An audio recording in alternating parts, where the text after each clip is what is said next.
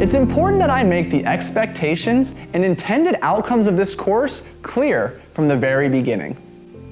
Let me start by telling you what we will not discuss. This course will not detail how to set up your diet. It will not tell you how many carbs to eat, which protein is best, or how many calories you should be eating. In fact, it won't mention anything at all related to how to set up your nutrition for weight loss. This course will provide you with numerous research-backed strategies that will help you to fight hunger. You and I know well that hunger says hello often during a diet, especially the longer you diet and the more you reduce your calories. If you're unable to stay strong and true to your diet plan because you continually lose the battle to hunger, you may never reach your goals, and that's just not fair after all the hard work you've put in. I've tested the strategies outlined in this course on myself as well as the hundreds of one-on-one clients with whom I've worked with and helped to lose weight the past few years. And to give you more confidence, each strategy is backed by research too. Some of these strategies have been complete game changers, and I have made them staple recommendations to those I work with who are seeking weight loss. All of them are valuable and easy to implement, and I'm excited to share them with you.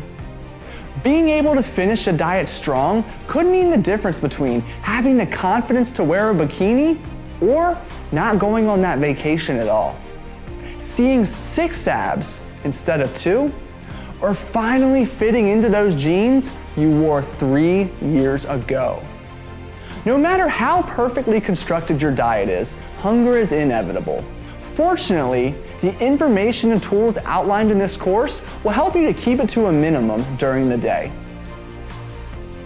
If you haven't already viewed the other core courses I offer, I highly recommend you start there. Learning everything you need to know about carbohydrates, fat, protein, and hydration will help to connect the dots for you and ultimately enhance your understanding of the information I present in this course. Now that you know what we will and will not be discussing, let's dive right in.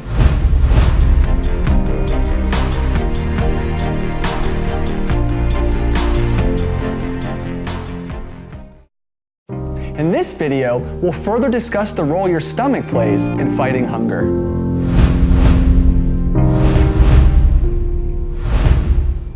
An underappreciated and often unknown fact about the stomach is that it's a volume counter and not a calorie counter.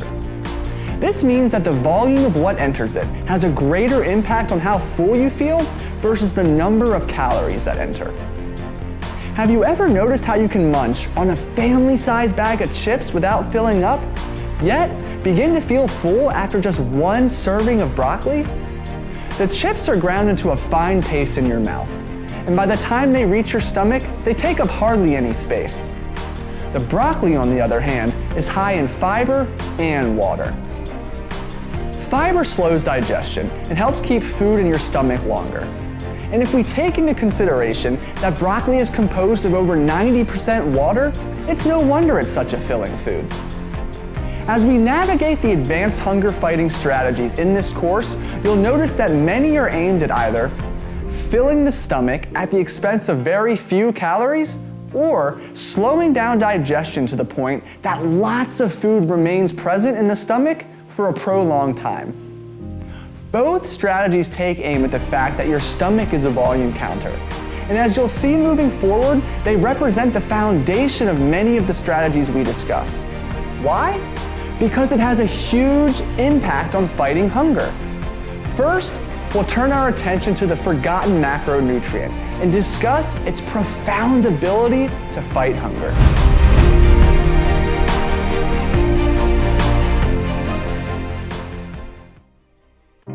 In this video, I'll discuss the role of stomach expansion. Now that you know the stomach is a volume counter, you will better understand why I recommend using fluids to your advantage when trying to fight hunger. First though, we need to discuss the size of your stomach. Hold your hand out in front of you. Trust me here, I'm not going to convince you to hit yourself. Now, once your hand is out in front of you, make a fist. This is roughly the size of your stomach. And your stomach wall is lined with nerve endings referred to as stretch receptors. When these nerves are stimulated, the receptors send satiety signals to your brain. The brain then puts the brakes on all hunger cues. When you drink a large amount of fluid, it passes through your system and enters your stomach quickly. In a matter of minutes, your small stomach will feel the effects of the Operation Fluid Overload, and satiety signals will be sent to the brain. If you choose a fluid free of calories, you're able to stop hunger dead in its tracks without tapping into your daily calorie allotment. Pretty neat, huh? So how do you put this strategy into action? First, start each meal with 12 to 16 ounces of water. This will jumpstart the sending of satiety signals to your brain and leave you feeling full before you're even halfway through your meal. By the time you finish your meal, you'll be mentally and physically full, which is invaluable when dieting. Secondly, when hunger hits in between meals, drink another 12 to 16 ounces of fluid to zap that nagging feeling. Next, we'll discuss how you can take this strategy one step farther by choosing a fluid with even stronger hunger-fighting qualities. But first, let me point out to you that if you find yourself putting this strategy into full effect, please make sure you're lightly salting most of your meals.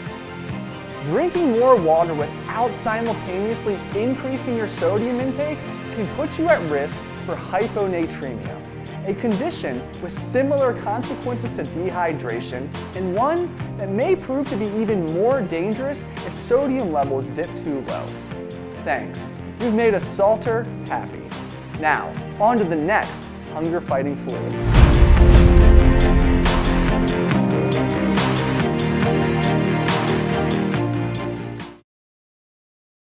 In this video, we'll discuss carbonated concoctions.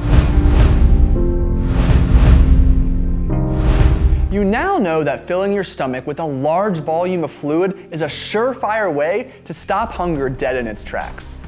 To further bolster the suppression of hunger, consider choosing a calorie-free, carbonated beverage. The addition of CO2 adds gas to your stomach. And once in your stomach, the CO2 molecules move around frantically like a pinball in a pinball machine.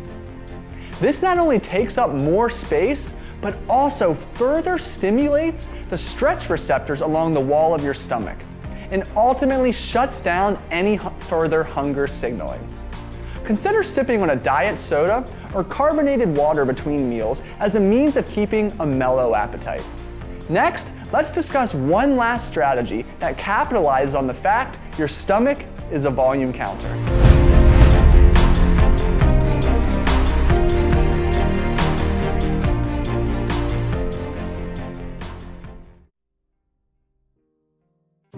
In this video, I'll convince you to befriend the blender.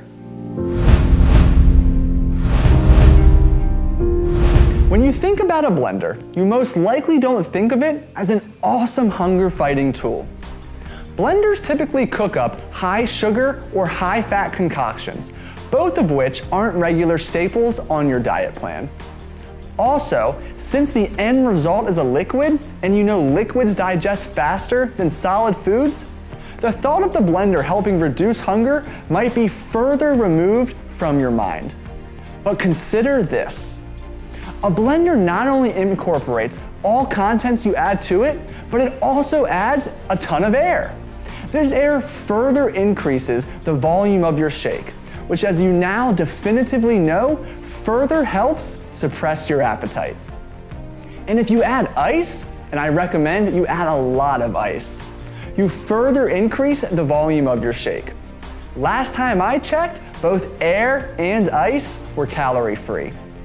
While you may not have considered a blended meal before, it may serve as a great addition to your day. Rather than sipping on a protein shake mixed with water in your shaker cup, consider tossing water, ice, and protein powder in the blender for a stronger appetite-suppressing effect. Next, we'll discuss a certain nutrient and its relatively unknown ability to suppress hunger above and beyond any other nutrient.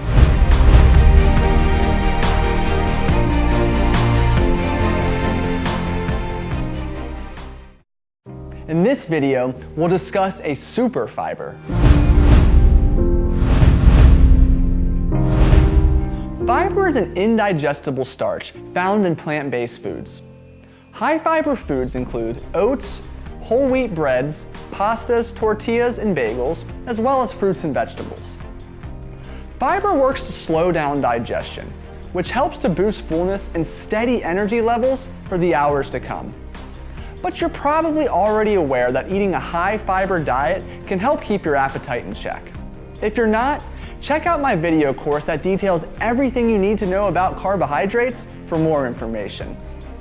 What you may not be aware of, however, is about the existence of a super fiber. This super fiber amplifies the benefits mentioned above. Beta-glucans are a unique type of fiber found within the cell walls of various cereals and grains, but in very high amounts in both oats and barley. Once inside the small intestine, beta-glucan creates a viscous gel, ultimately slowing digestion and nutrient absorption. As you can imagine, this has a profound impact on energy and blood glucose levels, and of course, your appetite. Consider this. The evidence regarding the positive health impact of a diet rich in beta-glucans is so compelling that the US Food and Drug Administration and the European Food Safety Authority have both approved food label claims regarding beta-glucans. A food or nutrient must have rigorous research and support on its side for this to occur. What research, you ask? Well, a study published in the American Journal of Clinical Nutrition analyzed over 100 studies that examined the impact a high fiber diet had on appetite.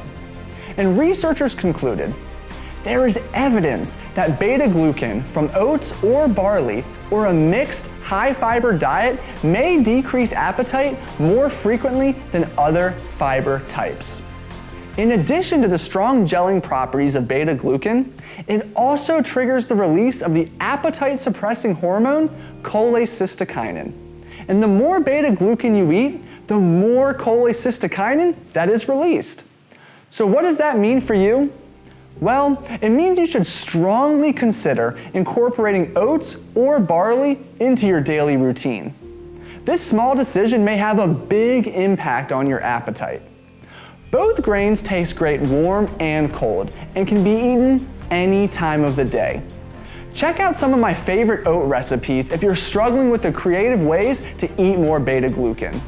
Next, we'll discuss something a bit boring, but still beneficial in fighting hunger.